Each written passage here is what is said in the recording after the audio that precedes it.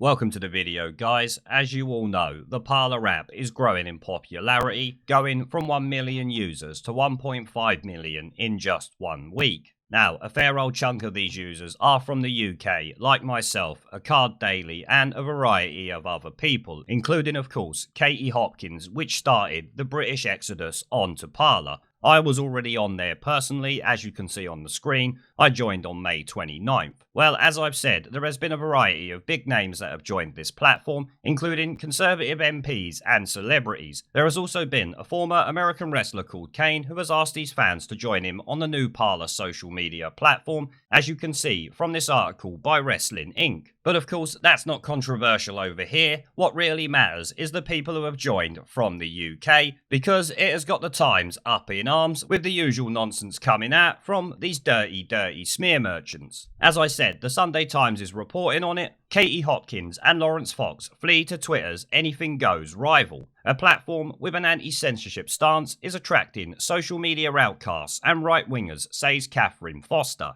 Do you Parler's Parler? Until this month, the social media platform Parler was largely unknown in the UK. But then, the provocative, attention-seeking right-wing commentator Katie Hopkins was banned from Twitter for hateful conduct, likely for just telling the truth. She swiftly swapped over to Parler, taking 180,000 of her 1.1 million Twitter followers with her, so that is a fair old amount of followers to take in one go. As you see on the screen a moment ago, I have got 6,900, so 180,000 is certainly a hell of a lot, especially to move from one platform to another. Now, some other Conservative MPs and others fed up with the usual social media suspects are following suit, which, as I said, there is something like 12 Conservative MPs who have moved over to Parler from Twitter. Lawrence Fox, the Lewis actor turned free speech warrior, has predictably just joined. He's still on Twitter, where he announced his discovery of the platform. Rachel Johnson, the Prime Minister's sister, replied, "That's nice, but what is it? Not something you would likely enjoy, sweetheart, let me tell you that." Parler was founded in August 2018 in America by John Matz, who claims it now has more than 1 million users worldwide, up from 100,000 last May. Its pitch, currently pinned up on Twitter, sounds promising. Free speech and expression, along with unbiased algorithms. We will never sell or share your data.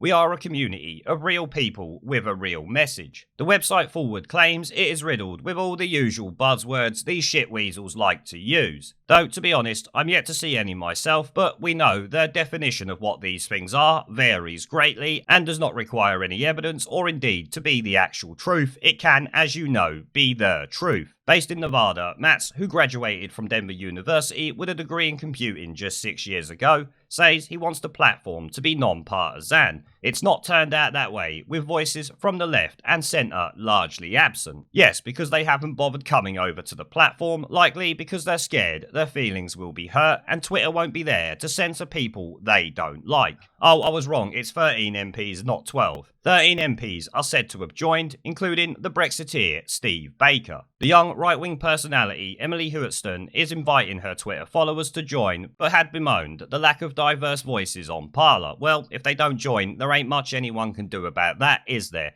Unlike the left, no one is going to force them to do it, or set up little days where you can promote doing something just for a certain group, as we have seen in recent days. Black Pound Day yesterday, for instance, is one of those examples. Many defectors are critical of Twitter's move towards censorship. It recently issued a warning beside a Donald Trump tweet in which he threatened the use of serious force in Washington. Trump is yet to abandon his 82 million Twitter followers, but the platform is already closely associated with his supporters. The app's popularity rocketed last year when Trump's campaign manager, Brad Parscale, considered setting his boss up with an account. Stars of the alt-right, such as Candace Owens, Gavin McInnes, and Milo Yiannopoulos, can be found there, as can far-right voices who have been banned from Facebook, Twitter, and other sites such as Tommy Robinson. Now, you can tell how disingenuous this woman is, calling Tommy Robinson far-right. That is certainly not what he is. And stars of the alt-right, you mean people who actually talk the truth and don't listen to the bullshit that you lefties come out with. Although Parler advises its users not to use language visuals that are offensive, the site is widely regarded as a place where you can say whatever you like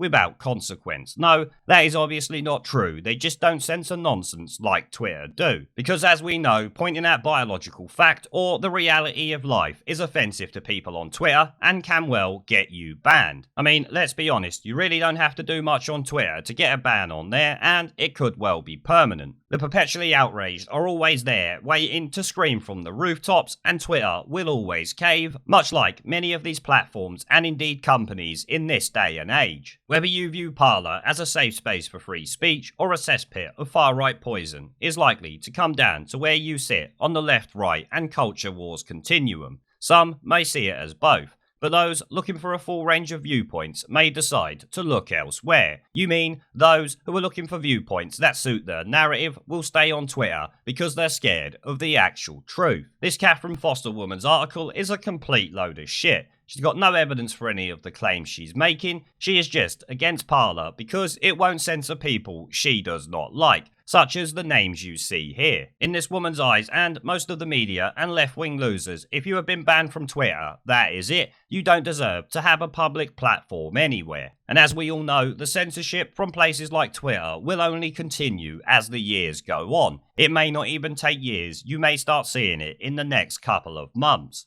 Now, you can tell that Parler is actually doing something right because you've got snivelling shitweasels like Catherine Foster here writing piss-poor articles like this, screaming and shouting because something is getting more traction outside of something the left control. Now, of course, with any new platform, it could well be a flash in the pan, but hopefully it stays around for a lot longer. All we need is Donald Trump to move over to Parler, and you will soon see its user base grow massively, I think. Obviously, if he was to do that, the left, media, and everyone else would completely shit the bed and likely try and get it taken down. We know what they're like. It's already possible as it stands before he's even joined. But as I've said to you all a couple of times now, if you want to join Parler, the link will be in the video description. Clearly, it's pissing off all of the right people, so if you want to, jump over there, increase the numbers, and let's piss off the left even more. As you can see, celebrities, media personalities, and politicians are making their way over there, pissing off all the right people, which is actually what made this woman decide to write this article, I would bet. Hopefully, Parler can continue to grow, and we will continue to salt mine these lefty losers. Now, as always, I want to say a massive thank you to everyone who supports the channel, and my other social media links are down in the video description if you want to come and support me on Twitter, BitChute, and a variety of other platforms, including my second YouTube channel. As I said, all links are down in the video description. There is a pattern consistent throughout history of oppressed people turning on the oppressors, slaves against their owners, the peasantry against the feudal barons, colonies, Mr. Verhofstadt, against their empires, and that is why Britain is leaving. And it doesn't matter which language you use, we are going, and we are glad to be going. We're off.